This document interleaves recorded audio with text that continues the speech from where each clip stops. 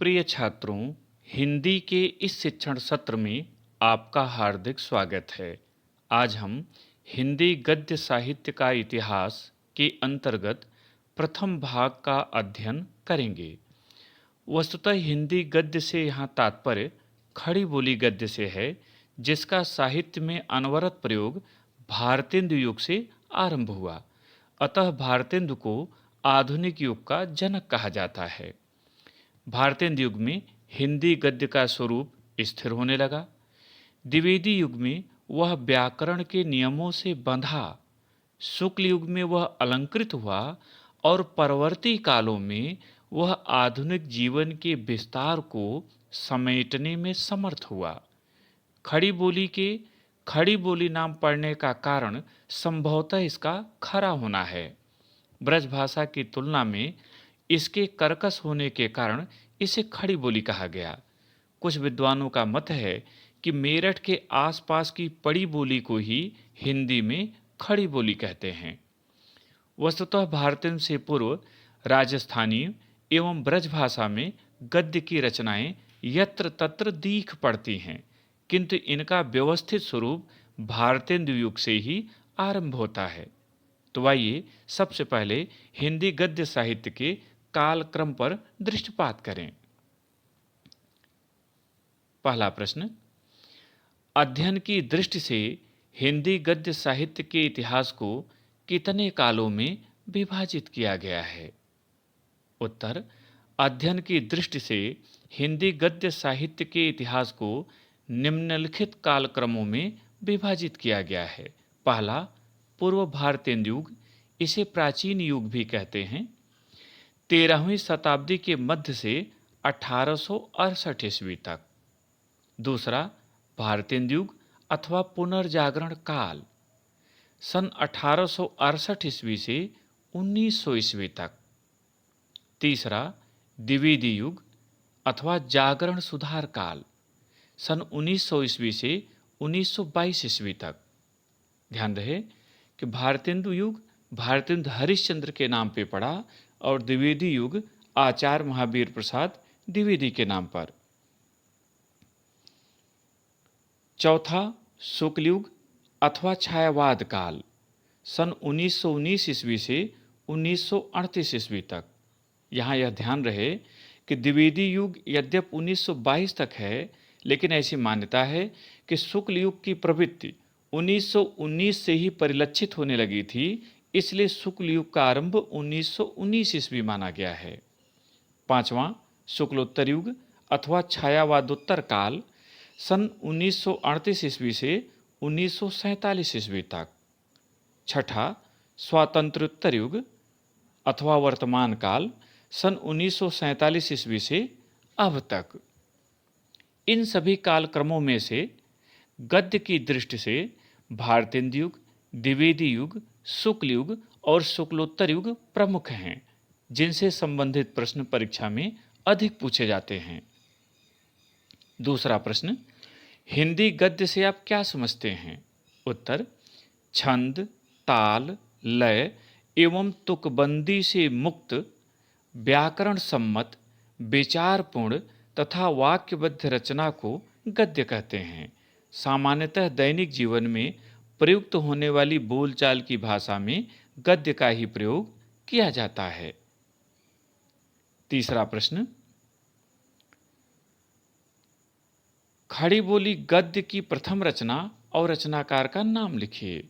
उत्तर, कुछ विद्वान खड़ी बोली गद्य की प्रथम रचना अकबर के दरबारी कवि गंग द्वारा लिखित चंद छंद वर्णन की महिमा को मानते हैं, जबकि अधिकांश गोरा बादल की कथा को हिंदी गद्य की प्रथम रचना स्वीकार करते हैं, जिसके लेखक जटमल हैं। परंपरा यह है कि हाई स्कूल के पाठ्यक्रम में चंद छंद वर्णन की महिमा को हिंदी गद्य की प्रथम रचना माना गया है, जिसके लेखक कवि गंग हैं, जबकि इंटर के पाठ्यक्रम में गोरा बादल की कथा को हिंदी गद्य की प्रथम रचना स्वीकार किया गया है और इसके लेखक जटमल हैं। पूर्व भारतेंदु युग पर देखें। पहला प्रश्न, पूर्व भारतेंदु युग के हिंदी गद्य के चार उन्नायकों के नाम तथा उनकी रचनाएं लिखिए। उत्तर, पूर्व भारतीय युग के 4 उन्नायक और उनकी रचनाएं निम्नलिखित हैं। एक तरफ उन्नायक लिखें, दूसरी तरफ रचना। पहले उन्नायक हैं इंसा अल्लाह खां, इनकी रचना रानी केतकी की कहानी। दूसरे उन्नायक सदा सुखलाल, इनकी रचना सुख सागर। तीसरे उन्नायक लल्लू लाल, इनकी रचना प्रेम सागर। और चौथे उन्नायक सदल मिश्र और इनकी रचना नाचकेतोपाख्यान। इन चारों लेखकों को गद्य चतुष्टय भी कहा जाता है। दूसरा प्रश्न, पूर्व भारतीय युग के किन 2 राजाओं ने हिंदी गद्य के विकास में महत्वपूर्ण योगदान दिया? उत्तर, पूर्व भारतीय युग के राजा शिव प्रसाद सितारे हिंद एवं राजा लक्ष्मण सिंह ने हिंदी गद्य के विकास में महत्वपूर्ण योगदान दिया।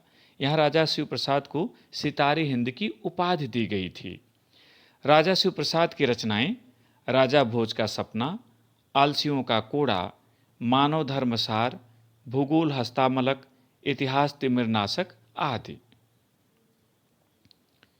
राजा लक्ष्मण सिंह की रचनाएं, इनकी रचनाएं अनुवादित हैं, अर्थात इन्होंने संस्कृत से हिंदी में अनुवाद किया है। शकुंतला, मेघदूत, रघुवंश। इन्होंने प्रजा हितैषी नामक अखबार भी निकाला। खड़ी बोली में अनुवादित इनकी रचना शकुंतला बहुत पसंद की गई है। तीसरा प्रश्न, आचार्य रामचंद्र शुक्ल ने किसकी भाषा को रंगीन और चुलबुली कहा है? उत्तर, आचार्य रामचंद्र शुक्ल ने इंसा अल्लाह खां की भाषा को रंगीन और चुलबुली कहा है। चौथा प्रश्न, हिंदी गद्य की प्राचीनतम रचनाओं और उनके लेखकों का उल्लेख कीजिए। उत्तर, हिंदी गद्य की प्राचीनतम रचनाएं और उनके लेखकों का विवरण निम्नवत है। एक तरफ लेखक लिखें, दूसरी तरफ रचना। लेखक गोस्वामी विट्ठलनाथ, इनकी रचना श्रृंगार रस मंडन। लेखक गोकुलनाथ, इनकी रचनाएं 84 वैष्णवन की वार्ता और 252 वैष्णवन की वार्ता। नाभादास, इनकी रचना अष्टयाम। बैकुंठमणि शुक्ल, इनकी रचना अगहन महात्म्य, बैसाख महात्म्य। रोडा, इनकी रचना राउल बेल। ध्यान रहे कि राउल बेल एक चंपू काव्य है और चंपू काव्य में गद्य पद्य मिश्रित होता है, अर्थात कुछ पद्य होता है और कुछ बीच बीच में गद्य होता है। इसलिए राउल बेल को गद्य की भी रचना स्वीकार किया जाता है। ज्योतिरीश्वर ठाकुर, इनकी रचना का नाम वर्णरत्नाकर है।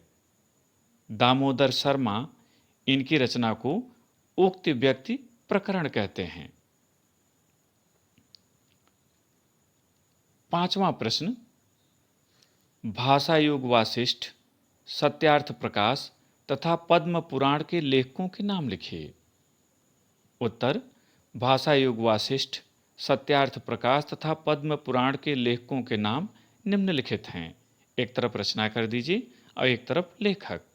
भाषा योग वासिष्ठ, इसके लेखक राम प्रसाद निरंजनी हैं। ये गद्य की एक महत्वपूर्ण रचना मानी जाती है। सत्यार्थ प्रकाश, इसके लेखक स्वामी दयानंद सरस्वती हैं। पद्म पुराण, इसके लेखक दौलत राम। छठा प्रश्न, हिंदी का पहला समाचार पत्र किसे माना जाता है? उत्तर, हिंदी का पहला समाचार पत्र सन 1826 ईस्वी में प्रकाशित उदंत मार्तंड को माना जाता है। इसका संपादन पंडित युगल किशोर ने किया। इसे हिंदी की प्रथम पत्रिका भी कहते हैं। सातवां और अंतिम प्रश्न, कलकत्ता के फोर्ट विलियम कॉलेज के विषय में आप क्या जानते हैं? उत्तर, सन 1800 ईस्वी में कलकत्ता में फोर्ट विलियम कॉलेज की स्थापना हुई। इसके प्रोफेसर जॉन गिलक्राइस्ट के निर्देशन में लल्लू लाल और सदल मिश्र ने हिंदी गद्य के विकास में महत्वपूर्ण योगदान दिया।